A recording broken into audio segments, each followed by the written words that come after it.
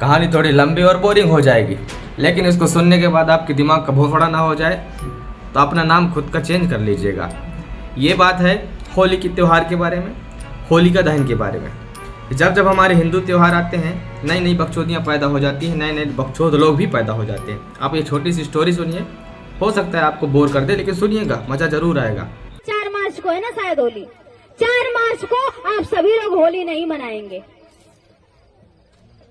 क्योंकि हम सभी लोगों को अपने इतिहास के बारे में जानना सबसे ज्यादा जरूरी है। अगर हम अपने इतिहास को नहीं जानेंगे तो अदर समाज के लोग हमको इसी तरह रोंदते रहेंगे और हम सभी लोग इसी तरह कुचलते रहेंगे। इसलिए हम सभी लोगों को अपने पुराने इतिहास के बारे में जानना और पढ़ना बहुत ही जरूरी है, तब हम सभी लोग आगे बढ़ सकते हैं। नहीं तो फिर अपना एक रोटी खाने से अच्छा है कि हम दूसरे की 2 रोटी का गुलामी न करें। अपना आधी रोटी खाने से अच्छा है कि हम किसी के टुकड़ों पर न पले, है कि नहीं? तो होली के बारे में हम आप लोग को बता देना चाहते हैं कि हम सभी लोगों को होली नहीं मनाना है। एक राजा थे जो हमारे ही समाज के थे, राजा हिरण्यकश्यप। हमारे ही समाज के थे राजा हिरण्यकश्यप, और उनकी बहन थी होलिका।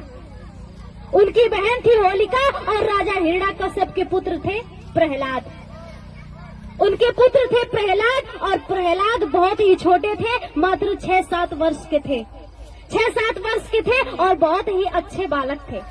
लेकिन जो मनवादी विचारधारा के लोग थे, प्रहलाद को हमेशा बिगाड़ते रहते थे। दारू शराब मदिरा पिलाते रहते थे ताकि इनका बच्चा बिगड़ जाए।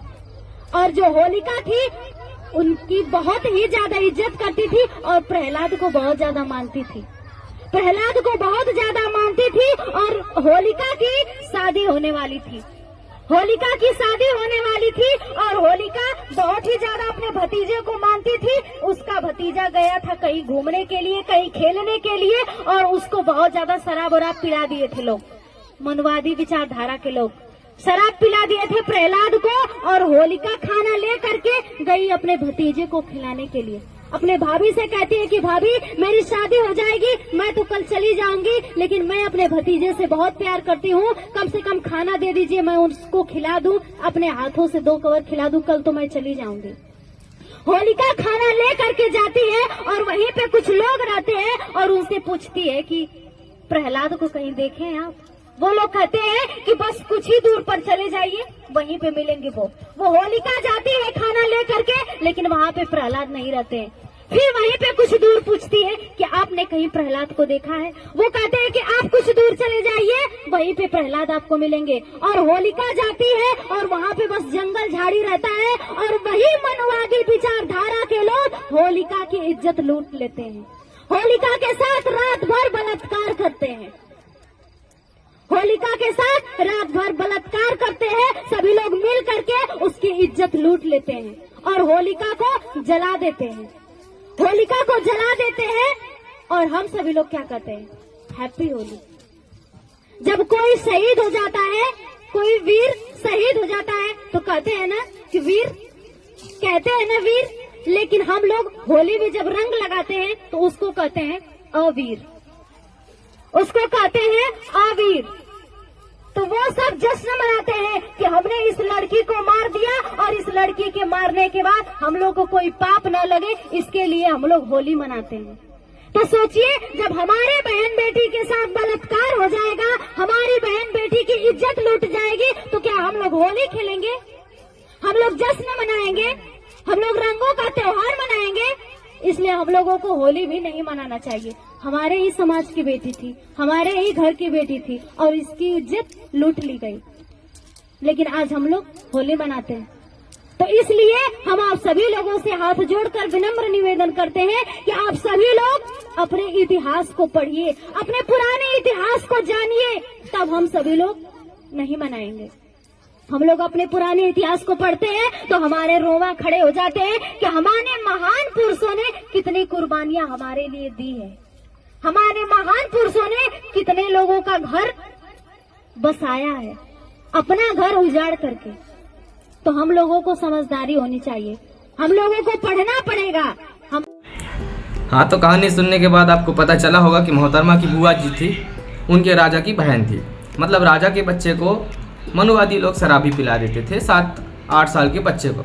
मतलब कैसा झांटू राजा रहा होगा जिसके 7-8 साल के बच्चे को मनुवादी लोग उस टाइम पे शराब पिला देते हैं, कुछ भी कर लेते हैं उसके बच्चे के साथ। मतलब राजा और मनुवादी लोग, समझ रहे हो।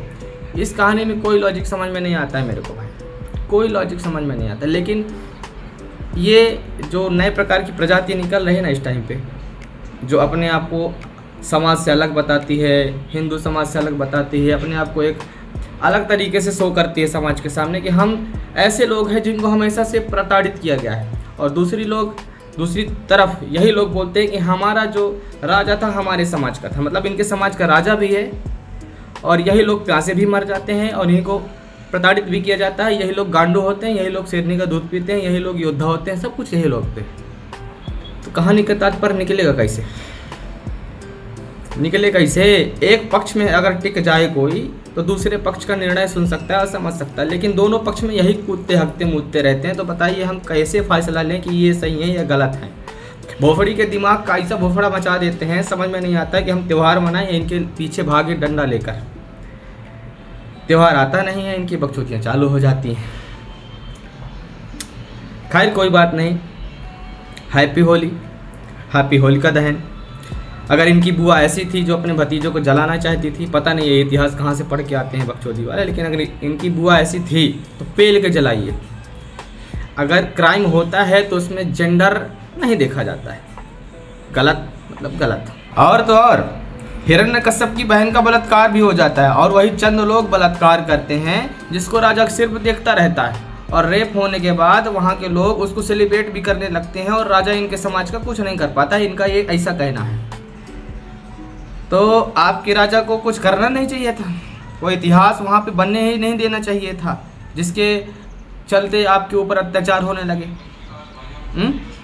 मतलब अत्याचार को इतना प्रमोट होने दिया गया आपके राजा के ज़माने में, तो उम्मीद करते हैं कि आज के ज़माने के लोग आपके साथ खड़े हो जाएंगे। मतलब गजब कचूतिया पर चल रहा है। रात के खेत में पंचायत लगाकर, माइक लगाकर, ये कौन सा समाज सुधारा जा रहा है कि होली नहीं मनाना है 4 मार्च को। मतलब पूरे भारत के लोग, मेजॉरिटी इनके नज़र में चूतिया हैं। इनके नज़र में ये लगता है कि भारत के लोग जो होली मनाते हैं वो एक लड़की के बलात्कार होने के बाद उसको सेलिब्रेट करते हैं। वाह, लड़का होती तो भर भर के गाली देते, भर भर के गाली देते, इतनी गाली देते कि खानदान चुत जाता खड़े खड़े। जय हो।